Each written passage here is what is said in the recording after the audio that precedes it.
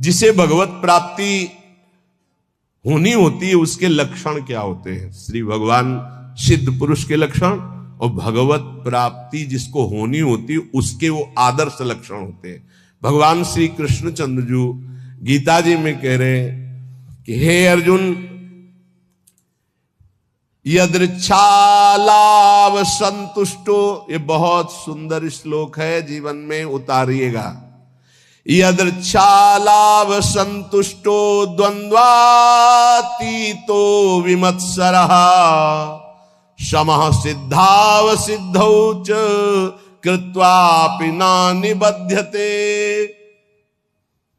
यदृच्छालाभ संतुष्टः, हे उपासक, ये सिद्ध महापुरुष के लक्षण है और उपासक को ये धारण करना चाहिए जिसे भगवत प्राप्ति करनी है। यदृच्छालाभ संतुष्टः, हम जो साधना कर रहे हैं, चाहे गृहस्थ धर्म से युक्त होकर चाहे विरक्त धर्म से युक्त होकर, यदृच्छालाभ संतुष्टो, अब भगवान की इच्छा से सुख दुखे समय कृत्वा लाभालाभो जया जयो, जय हो या पराजय, लाभ हो या हानि, सुख हो या दुख, संतुष्टायन केनवा, मुझे संतुष्ट रहना, प्रसन्न रहना है, सुख और दुख में, लाभ और हानि में, जय और पराजय में। ये हमारी साधना की कसौटी है। साधना में पराजित हो गया और शांत है, यही तो साधुता है। यदृच्छा लाभ संतुष्टो, हम फल प्राप्ति का उद्देश्य रख करके अगर साधना करेंगे तो हम विक्षेप को प्राप्त हो जाएंगे। ध्यान देना, हमको समता पर ध्यान देना है, यह है साधना का फल, और इस पर ध्यान प्राया नहीं। समता का क्या मतलब? हार और जीत में समान, लाभ और हानि में समान, सुख और दुख में समान। ये भगवान के वचन है। सुख दुखे समय कृत्वा लाभा लाभो जया जय, चित्त विक्षेप में या आनंद में समान, परिस्थिति बिगड़ी हुई या सही समान, कोई साथ दे रहा है या नहीं समान, साधना का फल मिल रहा है या नहीं समान। अरे 20 साल हो गए अभी वही काम करो तो लोग, समान वृत्ति, विक्षेप नहीं, शांत। यदच्छा लाभ संतुष्टो द्वंद्वातीतो विमत्सरः, बहुत अमृत में। हम साधना कर रहे हैं, अनुकूलता मिले या प्रतिकूलता, लाभ मिले या हानि, मान मिले या अपमान, स्तुति मिले या निंदा, विकार है या निर्विकार, पर हमारी स्थिति में फर्क नहीं पड़ेगा, हमारी निष्ठा पे फर्क नहीं पड़ेगा, हमारी श्रद्धा पे फर्क नहीं पड़ेगा। यदृच्छा लाभ संतुष्टो, पकड़ो पकड़ो इस बात को, अभी आनंदित रहोगे। हमें मतलब है नहीं अपने हृदय से, क्यों नहीं मतलब है? हमने दे दिया ना प्रभु को। बोले हमारा मन शांत नहीं, तो तुमने दिया क्या? यार किस तरह झूठे दानी हो। शरणागति तो यही से होती, तनुवांग मनोभिरमलई सोहम तयुआश्रिता, शरीर मन वाणी कर्म प्राण सब कुछ प्रभु को समर्पित, मैं सहित। अब हमारा क्या, ये तो हरि का है, प्रियाजू का है। फिर सुन लो, योगी सांगोपांग साधना करता है, साधना में कायरता नहीं है, लेकिन फल में अनुकूलता वे या प्रतिकूलता, लाभ मिले या हानि, मान मिले या अपमान, स्तुति हो या निंदा, जो कुछ भी हो उस समय अंतःकरण में सम रहना, यह साधना की उत्तम अवस्था है। असंतोष पैदा ना होने पावे। ये तो हुई विरक्त साधक या भगवत भक्त की। अगर गृहस्थ में है तो जैसे उत्तम व्यापार करता है, व्यापार में घाटा हो जाए या लाभ हो जाए तो भूले नहीं, घाटा हो जाए तो प्रभु को भूले नहीं, समान भाव। फिर हम प्रयास करेंगे। अंतःकरण बिगड़ना नहीं चाहिए, श्रद्धा नहीं बिगड़नी चाहिए। हर एक परिस्थिति में तुम्हारा अंतःकरण अपनी आराधना में लगा रहना चाहिए, तो उसके हृदय में जो फल होगा उसका नाम होगा समता, जो भगवत प्राप्ति का स्वरूप है। ऐसा नहीं कि लाभ का और हानि का उसे ज्ञान नहीं होता, होता है, पर उसको दुख नहीं होता। किसको? जो भगवद आश्रित भजन करने वाला होता है। लाभ होने पर अभिमान नहीं होगा, हानि होने पर दुख नहीं होगी, जय होने पर फूलेगा नहीं, पराजय होने पर निराश नहीं होगा। परिणाम में सुखी दुखी ना होना यह साधक का लक्षण है, परिणाम में सुखी दुखी होना यह संसारी पुरुष का लक्षण है। साधक का अंतःकरण अनुकूलता प्रतिकूलता के असर से ऊपर होता है। संसारी पुरुष का हृदय अनुकूलता पे हर्षित होता है, प्रतिकूलता पे रोता है, शोकित होता है। तुम संसारी पुरुष नहीं हो, घबराना नहीं, क्योंकि तुम साधक हो, भगवान के शरणागत हो। अंतःकरण में तुम्हारे ऊपर कोई प्रभाव नहीं पड़ना चाहिए अनुकूलता या प्रतिकूलता का। ये कब? जब पापाचरण नहीं होंगे तब। पापाचरण होंगे तो केवल बातें सुनोगे, इसका प्रभाव पड़ेगा। यदृच्छा लाभ संतुष्टा, जैसे प्रभु तुम्हें रख रहे, जोई जोई प्यारो करे सोई मोई भावे। देख लो, प्यारे हराना चाहते तो हम जीतना क्यों चाहें? हम राजी है। प्यारे दुख में रखना चाहते तो हम सुखी क्यों होना चाहें? हमें दुख वो सुख से भी बढ़कर है जो हमारे प्यारे बने तो रघुबरते बने और बिगड़े तो भरपूर। हम उस बिगड़ने पर भी सुखी हैं क्योंकि प्रभु के विधान से हो रहा, मैंने थोड़ी सोचा है। यदिच्छा लाभ संतुष्टा, पहला बैठा लो, किसी भी स्थिति में विचलित नहीं होना, किसी भी स्थिति में नहीं, ऐसा नहीं होता। लाभ हो या हानि हो, अनुकूलता हो या प्रतिकूलता हो, मान हो या अपमान हो, निंदा हो या स्थिति हो, समान भाव रख के तब माना जाएगा इष्ट प्रेम या गुरु प्रेम। जोई जोई प्यारो करे सोई मोई भावे। ये कोई सरल भाव नहीं है। प्यारे ने कैंसर दे दिया भावे, गाओ जोई जोई प्यारो करे सोई मोई भावे। अनुकूलता में तो सब गाते हैं जोई जोई प्यारो करे सोई मोई, प्रतिकूलता में गाओ जोई जोई प्यारो करे सोई मोई। आगे कह रहे द्वंद्वातीतो विमत्सरः, जो भगवान का भक्त होता है उस पर किसी भी द्वंद्व का प्रभाव नहीं पड़ता, सिद्ध महापुरुष पर। पूज्यपाद श्री उड़िया बाबा जी महाराज, प्रभुदत्त ब्रह्मचारी जी ने बहुत बड़ा संत संगोष्ठी रखी थी जिसमें हरि बाबा और उड़िया बाबा भी पधारे थे। तो उस समय एक सन्यासी महान जो भारत में यश प्राप्त किए हुए थे, उनके गुरुजन,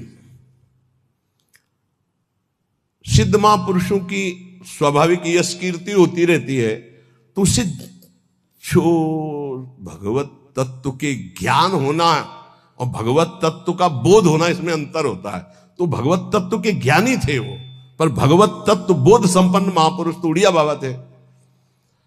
उन्होंने बस समस्या इतनी थी कि हरि बाबा जब घंटा बजाते थे तो सबसे पहले ओ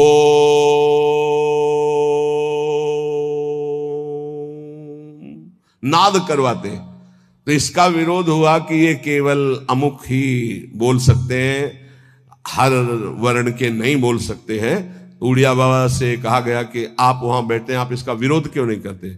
उड़िया बाबा ने कहा हरि स्वयं हरि हैं, हरि बाबा स्वयं हरि हैं, वो जो कुछ करते हैं सब परम धर्म है, हम उनका विरोध नहीं कर सकते। इसी बात को लेकर के बाबा की बहुत निंदा की भरी सभा में बाबा बैठे थे, पद्मासन लगाए। बाबा के बड़े बड़े व्याकरणाचार्य, बड़े बड़े ब्रह्मबोध संपन्न महापुरुष संग में रहते थे उड़िया बाबा के। वो खड़े हो गए बड़े ज्ञानी जन और कहा कि बाबा की तरफ देख के, बाबा सबको बैठा लिया और बैठे रहे आधा घंटे। खूब वो माइक मिल गया था तो खूब फराटेदार श्लोक और बार बार उड़िया बाबा का नाम ले लेकर उड़िया बाबा की निंदा, और कोई निंदा के चांस नहीं थे इसी व्यवहार को। सन्यासी होकर के ऐसा विरोध नहीं करते, ऐसा ऐसा ऐसा। बाबा जब संपन्न हो गई निंदा तो उठे और अपनी कुटिया में आ गए। सब शिष्य जन जो और मित्र जन जितने थे सब, बाबा आपने रोक क्यों दिया उनके, तो हम मुख बंद कर देते, ऐसी नहीं। बोले देखो यही सत्संग सुना तुमने, यही आज तक हमारे संग का फल रहा कि तुम उनका मुख बंद कर। देखो वो जो निंदा कर रहे हैं सही कर रहे हैं, शरीर धर्म को लेकर के अगर निंदा कर रहे हैं तो बहुत सही बोल रहे हैं, और आत्मस्वरूप को लेकर कह रहे हैं तो जो वो आत्मा है वही आत्मा है, अभेद है, वो अपने आप की अपनी निंदा कर रहे हैं, तो हमें क्या परेशानी है, क्योंकि आत्म तत्व तो एक है।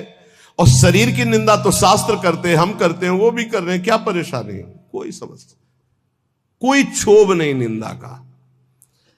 द्वंद्वातीतो ये तो सिद्ध पुरुष के लक्षण होते, साधक को ऐसा ही होना चाहिए। अगर हमारी कोई निंदा करता है तो हमको बिल्कुल ऐसे रहना है जैसे कोई हमारी प्रशंसा करे तो हम कैसे रहते हैं। प्रशंसा में हम तटस्थ रहते हैं, हृदय में हर्ष नहीं होने देते। तो निंदा में हमें तटस्थ रहना, हृदय में शोक नहीं होने देना। ये द्वंद्व है, निंदा और स्तुति।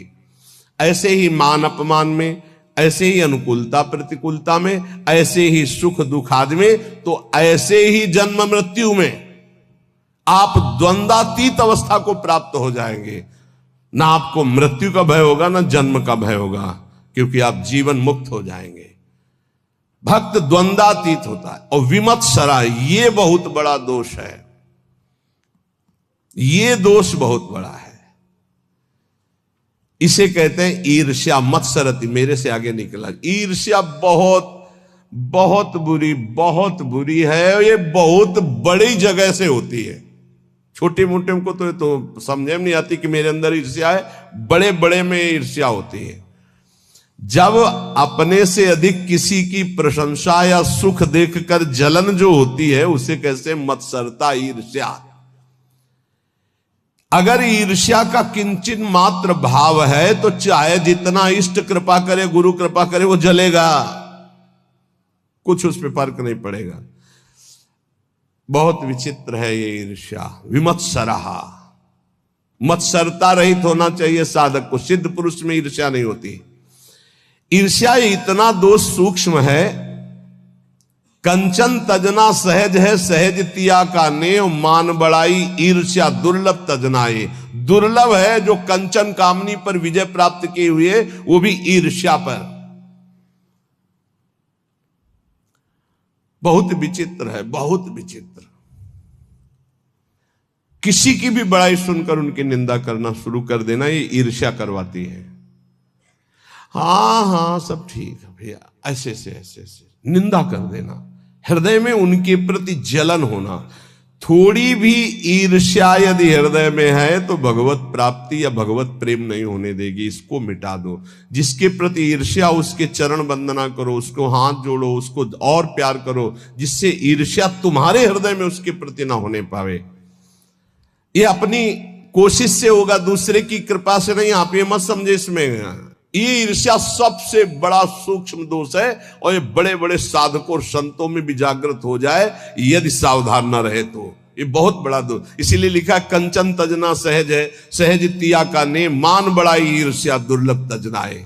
ईर्ष्या से बहुत बड़ी हानि हो जाती है, बहुत बड़ा अपराध बन जाता है। इसमें निंदा आदि दोष, बहुत गलती हो जाती है, बहुत बड़ी गलती हो।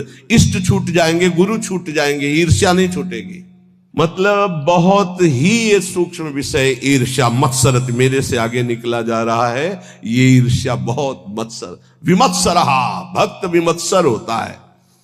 चाहे जितना आपस में प्रेम हो, ईर्ष्या जागृत हो जाए तो एकता, मित्रता, भाव, श्रद्धा सब नष्ट कर देगी। चाहे जितना प्रेम, ईर्ष्या जागृत हो जाए तो बहुत दूरी बना देती ईर्ष्या।